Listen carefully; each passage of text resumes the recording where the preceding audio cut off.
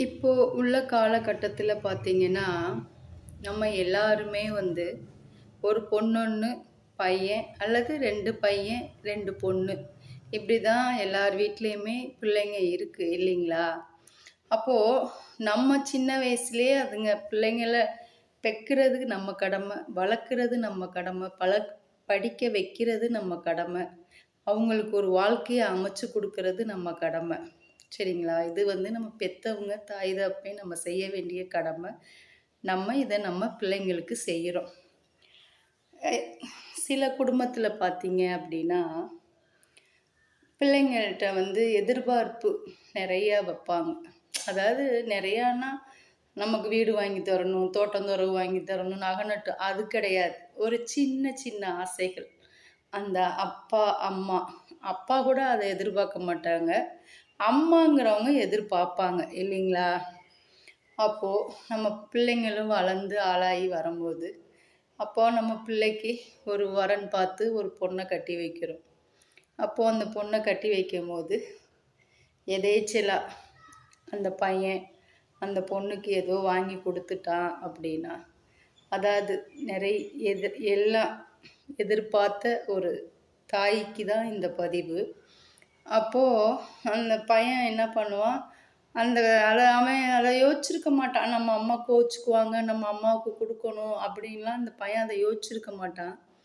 கொண்டு போய் அந்த பொண்ணுக்கு குடுப்பான். அப்போ அம்மாங்கிறவங்க என்ன நெனைப்பாங்க, இவன் என்ன கல்யாணம் ஆனவட்டியுமே நம்ம கையில எதையும் குடுக்காம போய் ஒய்ஃப் கையில போய் குடுக்குறான்.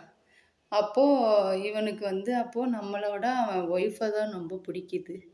அப்படிங்கிறது வந்து அந்த தாய் நினைக்க ஆரம்பிச்சுருவாங்க. தாய் நினைக்கும்போது என்ன ஆகும் அப்படின்னாக்கும், அதாவது ஒரு சின்ன சின்ன விஷயந்தான் வந்து ஊதி ஊதி ஊதி பெருசா பூகம்பமா ஆகுறது. குடும்பத்தில பிரச்சனை வர்றது. சரிங்களா? இதெல்லாம் வந்து ஒரு சின்ன சின்ன ஆசைகள், தாயோடைய ஆசைகள். அது பிள்ளைங்க செய்யக்கூடாதுன்னு நினைக்க மாட்டாங்க. அம்மா இதெல்லாம் ஒரு என்ன நினைக்க போறாங்க? அதெல்லாம் அம்மா நினைக்க அப்படி பிள்ளைங்க யோசிக்கவும் யோசிக்காதுக. சரி ஒய்ஃபுக்கு வாங்கி கொண்டு போய் குடுப்போம் அப்படின்னு சொல்லி வாங்கி கொண்டு போய் குடுத்துருச்சுன்னு வச்சுக்கோங்க. சில குடும்பத்தில புரிஞ்சுக்கிட்டவங்க அத எதிர்பார்க்க மாட்டாங்க அம்மாமாருங்க. சரி அவன் ஒய்ஃபுக்கு வாங்கிட்டு போய் குடுக்குறான். சந்தோஷமா இருக்கட்டும் 2 பேரும். நம்ம அத பார்த்து சந்தோஷப்படுவோம். அப்படின்னு தான் சில அம்மா, அப்பாக்கள் நெனைப்பாங்க. சில அம்மாமாருங்க, அதாவது பிள்ளைங்க சின்ன வயசுலேருந்தே இந்த பிள்ளைங்கள்ட்ட ரொம்ப பாசத்த அதாவது அதுக்காக எல்லா தாய்மாரும் பாசம் வைக்கலைன்னு நான் சொல்ல வரல. எப்படி சொல்றது? ரொம்ப பாசங்கள் நமக்கு மட்டும்தான் நம்ம பையன். நமக்கு அப்புறம் தான் மருமகளுக்கு எதா இருந்தாலும். நம்ம மேல தான் நம்ம பையன் பாசமா இருக்கணும். நமக்கு தான் நம்ம பையன் செய்யணும். அதுக்கப்புறம் தான் மருமகளுக்கு செய்யணும். அப்படின்னு சில தாய்கள் நெனைப்பாங்க. சில தாய்கள் அதெல்லாம் எதிர்பார்க்க மாட்டாங்க. அந்த ஒரு சில தாய்களுக்காக தான் இந்த பதிவு.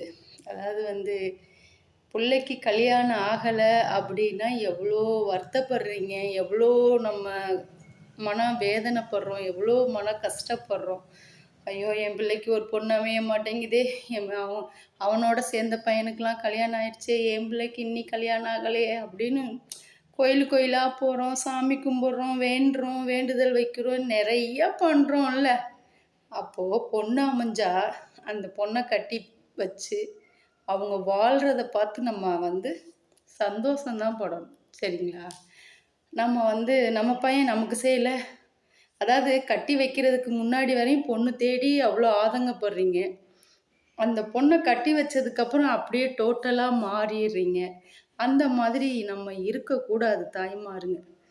பிள்ளைங்க சந்தோஷமா இருக்கிறத பார்த்து சந்தோஷப்படணும். அதுதான் தாய்மாருங்க. ஆனா நான் அது வந்து தப்புன்னு சொல்ல வரல. பிள்ளைங்கள்ட்ட எதிர்பார்க்கிறது தப்பு கிடையாது. என்னைக்குமே வந்து அதாவது என்னுடைய கொள்கை என்ன அப்படின்னு பார்த்தீங்கன்னா, எனக்கு ஒரு பொண்ணு 1, பையன் 1. அது என்னைக்கு ஒரு பொண்ணு பொறந்துச்சோ, அத நம்ம நல்லா படிக்க வைக்கணும், நல்லா ஆளாக்கணும். அது அது வேலைக்கு போனா வேலைக்கு போகட்டும், இல்ல கல்யாணம் முடிச்சு வச்சா கல்யாணம் முடிச்சு வச்சிரணும். அந்த பிள்ளை இன்னொருத்தனுக்கு சொந்தம். அதே மாரி பையன் பிறந்தான். அவனை நல்லபடியாக படிக்க வைக்கணும், அவனை ஆளாக்கணும், அவனுக்கு ஒரு வேலையை வாங்கணும், அவன் கை நிறைய சம்பாதிக்கணும், அதுக்கப்புறம் ஒரு பொண்ணை பார்த்து கட்டி வைக்கணும்.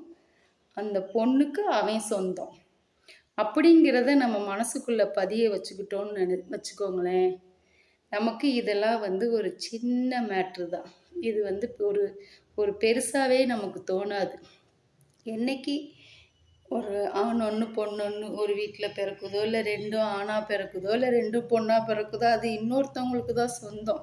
நம்ம வீட்டில் இருக்க வரைக்கும் நம்ம பிள்ளைங்க சந்தோஷமாக வந்து இருந்து நிம்மதியாக சாப்பிட்டு என்ஜாய் பண்ணிட்டு போகிறது அது அம்மா வீடு. அதே மாதிரி தான் பசங்களும் நம்ம வீட்டுக்கு வர்ற அக்கா தங்கச்சியில் நல்லா பார்த்துக்கணும், செஞ்சுக்கணும், மனங்கோணாமல் நடந்துக்கணும். இது செய்கிறது பசங்களுடைய வேலை. நம்ம பெற்றவங்க அதெல்லாம் பார்த்து ரசிக்கிறது தான் நம்மளுடைய வேலை. அதாவது கணவன் இருக்கிற தாய்மாரும் சரி, கணவன் இல்லாத தாய்மார் அந்த பிள்ளைங்களை கஷ்டப்பட்டு வளர்த்துருப்பாங்க. பிள்ளைங்க அதை புரிஞ்சுக்குவாங்க. நம்ம அம்மா நம்ம அப்பா இல்லாமல் நம்மளை கஷ்டப்பட்டு வளர்த்தாங்க செஞ்சாங்க அப்படிங்கிறது உங்களை மீறி என்றைக்குமே அதை செய்ய மாட்டாங்க. எதுவுமே தப்பாக செய்ய மாட்டாங்க. அதனால் அதை பற்றிலாம் வருந்தக்கூடாது. நம்ம பிள்ளைங்கள வாழ வச்சு சந்தோஷமாக பின்னாடி பார்த்து சிரிக்கணும். அதுதான் நம்ம பெற்றவங்க பிள்ளைங்களுக்கு செய்ய வேண்டிய ஒரு கடமை. பிள்ளைங்க சந்தோஷமாக இருக்கிறதுக்காக தானே நம்ம கல்யாணம் பண்ணி வைக்கிறோம். அப்போ அதை பார்த்து நம்ம ரசிக்கணுமே ஒழிஞ்சு பொண்டாட்டிக்கு அதை வாங்கி கொடுத்துட்டான், பொண்டாட்டிக்கு இதை வாங்கி கொடுத்துட்டான்ங்கிறத நம்ம நினைக்கக்கூடாது. என்னுடைய கொள்கை உங்களுக்கு பிடிச்சிருந்துச்சு அப்படின்னா ஒரு லைக் பண்ணுங்கள். பாய். அடுத்த வீடியோவில் சந்திக்கிறேன்.